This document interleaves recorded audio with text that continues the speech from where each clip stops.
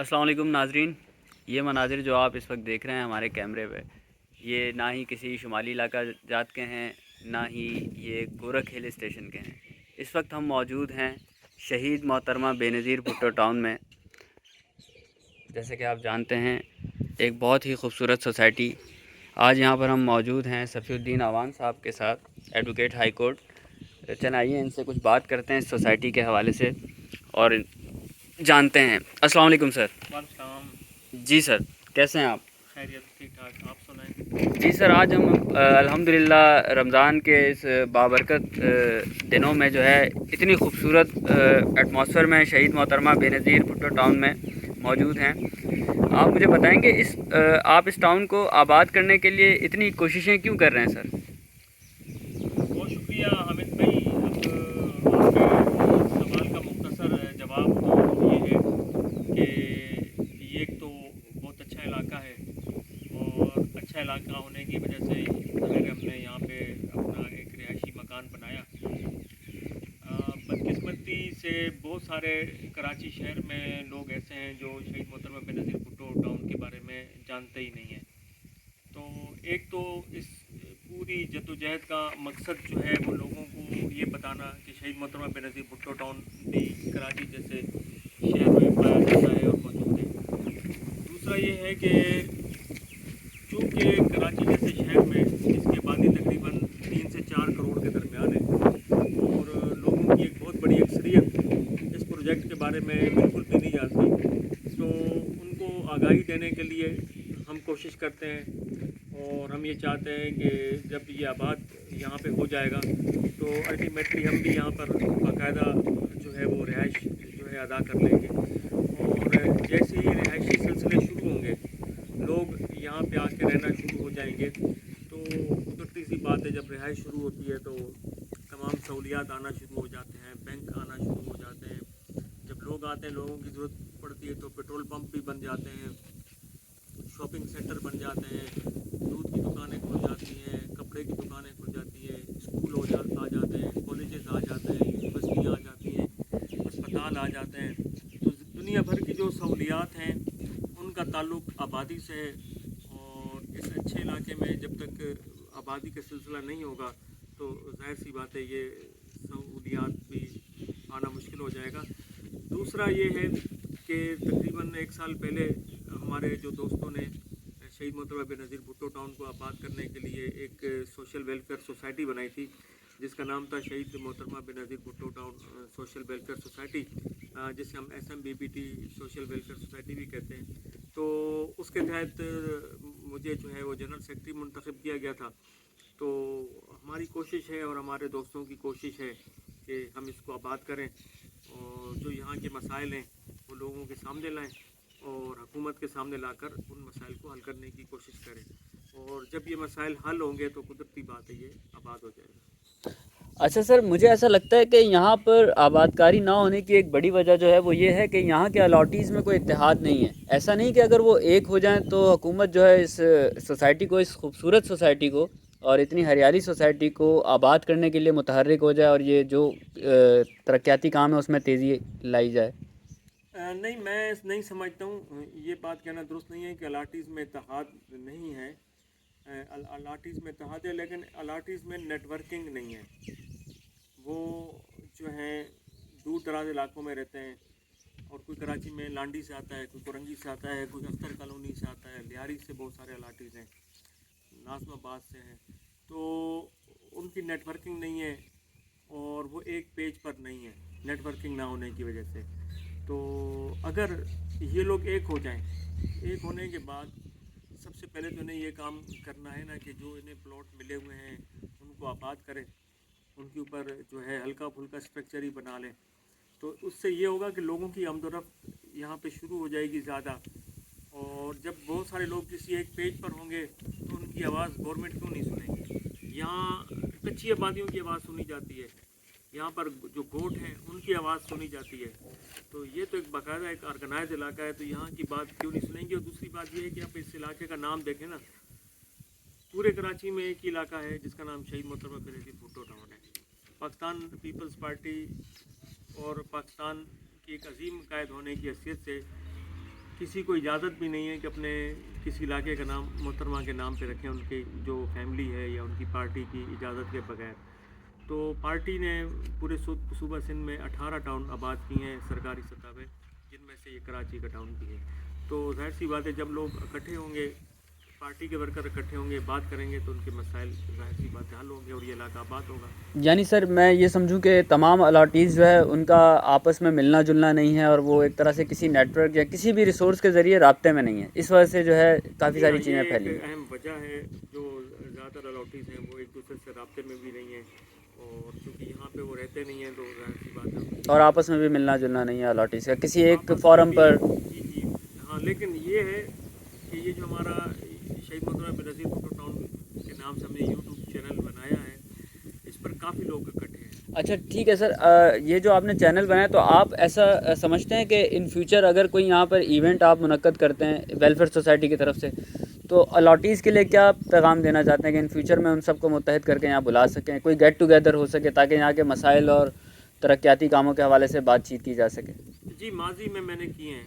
अच्छा। हमने जो हमारी ऑर्गेनाइजेशन है, जो यहाँ की वेलफेयर की सोसाइटी है, उन लोगों ने प्रोग्राम जब भी किए हैं, लोग यहाँ पे जमा हुए हैं, लोगों ने हमारी आवाज़ पे लब्बैक कहा है, लोग इकट्ठे हुए हैं और लोगों ने एतमाद भी किया। लेकिन वही बात आ जाती है कि लाइन ऑफ डायरेक्शन पे अमल करना बड़ा मुश्किल होता है। लास्ट टाइम जब हम इकट्ठे हुए तो ये तय पाया था कि सिंध गवर्नमेंट से हम रब्ता करेंगे और उनको खतूत लिखेंगे और सारी चीज़ें। तो जाहिर सी बात है, एक टीम अभी तक हम ऐसी टीम बना ना सके कि जो ये करे, लेकिन मैं अपने तौर पे इनफरादी तौर पे जो मुझसे मुमकिन होता है वो मैं करता हूँ। अभी गुज़श्ता दिनों मेरा डान अखबार में एक आर्टिकल शाया हुआ था, जिसमें मैंने इस बात पर जोर दिया था कि शहीद मोहतरमा बेनज़ीर भुट्टो टाउन में जो लाखों की तादाद में नीम के दरख्त मौजूद हैं, इनको महफूज किया जाए। और यहाँ पे 100 से ज़्यादा पार्क्स हैं और वहाँ पे नीम के दरख्त भी लगे हुए हैं, उनकी हिफाजत का बंदोबस्त किया जाए। और यहाँ पे एक बहुत बड़ा सेक्टर है, सेक्टर नंबर 8, जो तकरीबन 50 एकड़ रकबे पर वाक़ है। तो मैंने ये कहा कि आप वहाँ पे जो है वो एक शहरी जंगल उगाया जाए, जिसमें जो जापानी तरीक़ाकार के तहत कि वहाँ पे बहुत सारी खाद डाल के दरख्त लगा दिए जाते हैं, वो बहुत जल्द बड़े हो जाते शजरकारी की जाए। हैं। शहरी जंगल का एक तस्वुर जो किया, ठीक तो है। वो डान अखबार में शाया हुआ है पिछले दिनों। अच्छा सर, एक चीज़ मैं जानना चाह रहा हूँ जो कि आम आवाम भी यकीनन जानना चाहती है कि जैसे कि आप जानते हैं यहाँ पर बिजली नहीं है, पानी नहीं है और ट्रांसपोर्ट जो है बहुत ही महदूद है।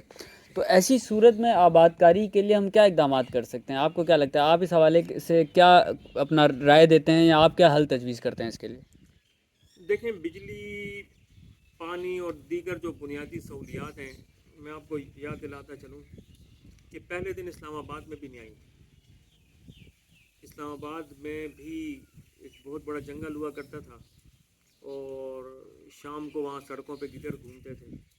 तो जैसे जैसे वहाँ पे लोग आए, लोगों ने घर बनाए, घर बनते ही फितरी तौर पर वो कहते हैं ना, ज़रूरत ईजाद की माँ होती है। अगर किसी इलाके में 100 बच्चे मौजूद हैं तो वहाँ पे स्कूल क्यों नहीं बनेगा? अगर किसी इलाके में 100 घर मौजूद हैं तो उनके लिए बिजली क्यों नहीं आएगी?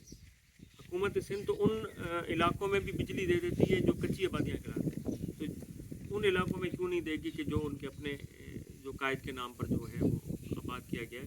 तो ये वही है कि ये ज़रूरत है कि लोग जब तक आएंगे नहीं तो वो सहूलियात नहीं आएगी। अब आप बताएं कि फ़र्ज़ की आप ट्रांसपोर्ट की बात कर रहे हैं, यहाँ पे रिहायशियों की तादाद कम है, किसके लिए ट्रांसपोर्ट लगाएं? वो हमारे यहाँ 7 मस्जिद है, हमारे कुरान और सुन्नत की तबलीग की आलमगीर जो तहरीक है दावत इस्लामी, उन्होंने ये मस्जिद आबाद की है, बनाई है। वहाँ वज़ू खाने बनाए, पानी का इंतज़ाम किया, एक पक्की मस्जिद बनाई, वाशरूम बनाए, इमाम का तकर्रुर किया है। लेकिन जब लोग नहीं है, नमाजी नहीं है, तो किसको नमाज जो है वो पढ़ाए बताएं? तो अब वो फ़र्ज़ के आप कहते हैं कि टाउन यहाँ पे वो ट्रांसपोर्ट की सहूलियात फराम करें। ट्रांसपोर्ट की सहूलियात खुद ब खुद आ जाएगी, जब आबादी आएगी तो क्यों नहीं आएगी? तो लेकिन ज़रूरत है, सिंध हुकूमत को चाहिए कि वो सारी चीज़ें मुहैया करें ताकि लोगों का जो है वो रिहायशी सिलसिला शुरू हो। ٹھیک ہے سر، یہ تو ہو گیا ٹرانسپورٹ کے حوالے سے، تو آپ نے بہت اچھی بریفنگ دی. بجلی اور پانی کی نہ ہونے کے لیے، اس کے باوجود بھی میں یہاں پر دیکھتا ہوں کہ رہائش ہے، رہنے والے رہ رہے ہیں. کیا ایسا ہی ہے کہ وہ لوگ جو ہے سولر کے ذریعے جو ہے اپنی بجلی کی ضروریات پوری کر رہے ہیں، اور سلنڈر جو کہ آلموسٹ ہر پورے کراچی میں آج کل گیس جو ہے نیو کنیکشن تو ہوتے نہیں، تو سلنڈر کا استعمال کر کے یہاں پہ رہائش کی جا رہی ہے؟ نہیں، موجودہ دور میں نا تو بجلی تو کوئی اہمیت نہیں رکھتی. بجلی آپ ہمارے ساتھ کے جتنے آس پاس کے گوٹ ہیں وہاں پہ ایک تھوڑا بجلی بھی ہے، لیکن جہاں بجلی موجود نہیں ہے وہاں پہ سولر سسٹم اتنا سستا ہو گیا ہے کہ اب کوئی پرابلم ہی نہیں ہے. جو بھی بندہ آئے گا وہ سولر سے اپنی بجلی بھی پیدا کر سکتا ہے، لائٹیں وغیرہ.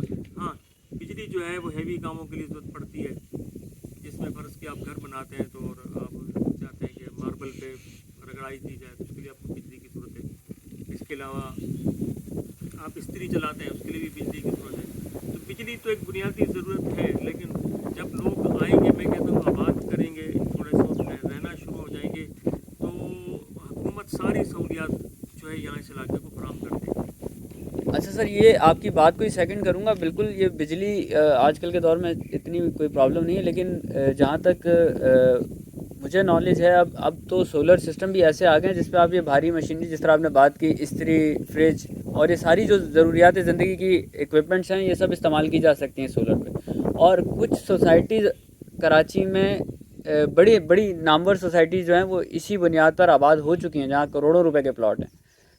ٹوٹلی وہاں ڈپینڈ کرتے ہیں سولر پلیٹس کے اوپر. تو کیا یہ صحیح ہے کہ یہاں پر بھی زندگی، اگر کوئی، اب وہی بات ہے کہ اگر کوئی رہنا چاہے تو 100 بسم اللہ رہ سکتا ہے. یہ جگہ تو ماشاء اللہ الحمد للہ ہے، بس اب کوئی رہنے والا ہونا چاہیے جو اس چیز کو اپنا ایک. نہیں، رہنا بھی چاہتے ہیں. میں وہی بتا رہا ہوں کہ ہمارے جو الاٹیز ہیں ان کی آپس میں نیٹ ورکنگ کا سلسلہ نہیں ہے، لوگ آپس میں رابطے میں نہیں ہیں.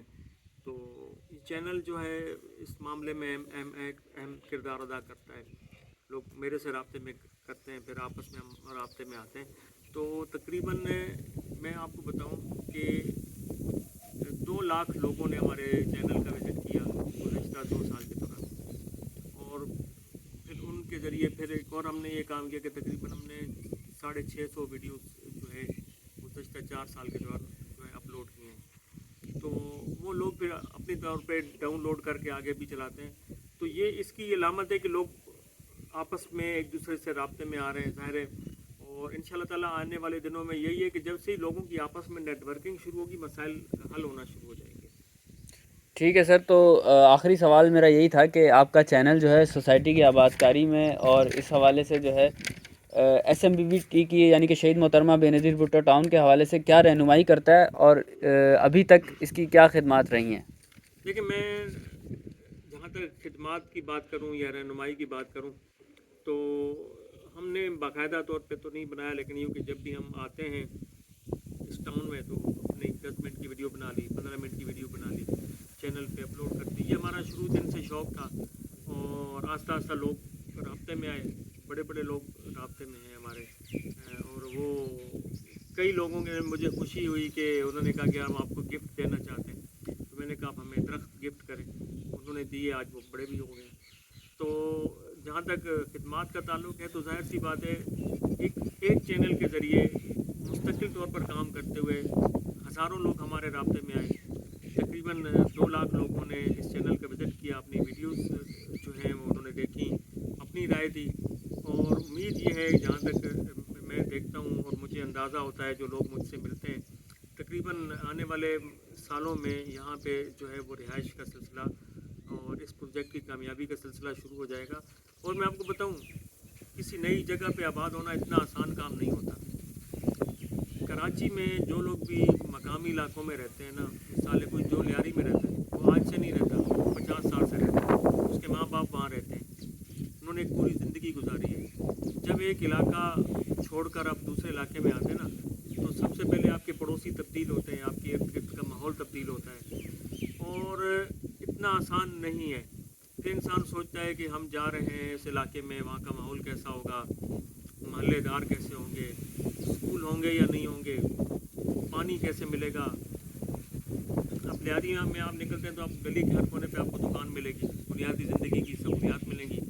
انسان بیمار ہو جاتا ہے تو اسپتال میں چلا جاتا ہے. اچھا، آپ نے مثال ہے کپڑے خریدنے तो आपको वहाँ पे चीज़ें मिल जाती हैं।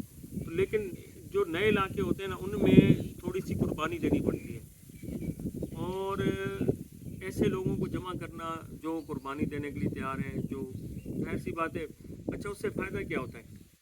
फ़ायदा ये होता है कि एक शख्स ने एक प्लाट ख़रीदा 2 लाख रुपए का, और वहाँ पे मकान बना लिया, 6 लाख रुपए और बना लिए, लगा लिए, 10 लाख में उसका मकान रेडी हो गया, वो रहना शुरू हो गया। उसको देख के और लोग आना शुरू हो गए, तो लोग एक दूसरे के सहारे रहते हैं, सिक्योरिटी के मसाइल कम हो जाते हैं। जैसे जैसे आबादी बढ़ती है, फिर सिक्योरिटी के मामला भी सेट होना शुरू हो जाते हैं।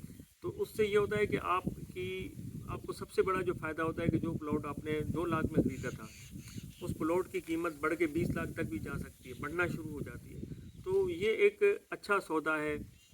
जो शख्स गरीब लोग हैं और वो चाहते हैं कि उनके हालात बेहतर हो जाएं, तो वो यहाँ पे अपनी इन्वेस्टमेंट कर सकते हैं, यानी रिहाइश के ज़रिए। यानी आबाद हो सकते हैं यहाँ पर। ऐसा नहीं है कि ये रहने के काबिल जगह नहीं है, रहने वाला हो तो रहा जा सकता है। नहीं, ये बिल्कुल रहने के काबिल है। मैं आपको बताऊं, इसमें कोई वो मसला नहीं है। कराची में बड़ी बड़ी आबादियाँ आबाद हुई हैं। आप देखें गुलशन मजदूर कैसा था, बिल्कुल बिल्कुल बिल्कुल और यहाँ तक कि गुलशन इकबाल का माजी है आपके सामने, वो बड़ी बिल्कुल। मुश्किल से आबाद हुए। लोग बड़ी मुश्किल से अपना घर छोड़ के दूसरी जगह जाने पे आबाद होते हैं, तो आबाद हो जाते हैं। मैं आपको मेन चीज़ बताऊं कि आप जिस जगह पे आपकी रिहाइश हो रही है, उसके डॉक्यूमेंट मजबूत होने चाहिए। और यहाँ पे अल्लाह का शुक्र है, अलाटमेंट है। और एक बड़ा स्टेप जो गवर्नमेंट की तरफ से आने वाले दिनों में होने वाला है कि वो यहाँ पे लीज़ देगी। तो लेकिन लीज़ का मतलब ये है कि आप एक ज़मीन के बाकायदा वो मलकियत भी आपके पास आ गई, और फिर उसका फ़ायदा ये है कि जब आपके पास अलाटमेंट आपके पास है, तो आप कहीं बैंक से कर्ज़ा नहीं ले सकते। लेकिन जब आपके पास लीज़ आ जाती है, तो आप बैंकों से कर्ज़ा ले सकते हैं, बाकायदा ज़मानत, उस चीज़ की एक वैल्यू बनना शुरू हो जाती है। तो मेरा ख्याल यही है कि ये चूँकि आइंदा आने वाले सालों में जैसी गवर्नमेंट लीज़ देगी या सहूलियात देगी, तो ये हो जाएगा। इस हवाले से हमें जिस तरह सूरज एक चमकता हुआ रोशन सितारा हमें नज़र आता है, हमें इसी तरह यकीन है कि शहीद मोहतरम बेनज़ीर भुट्टो टाउन भी उसी अंदाज से आबाद होगा, और कराची के किसी भी इलाके से ये अच्छा आबाद होगा। इंशाल्लाह sir. Thank you so much for your time sir. अब तक के लिए इतना ही, फिर इंशाल्लाह नेक्स्ट वीडियो में आपसे मुलाकात होगी। एंड करते हैं इस वीडियो का शहीद मोहतरमा बेनज़ीर भुट्टो टाउन के खूबसूरत नज़ारों के साथ।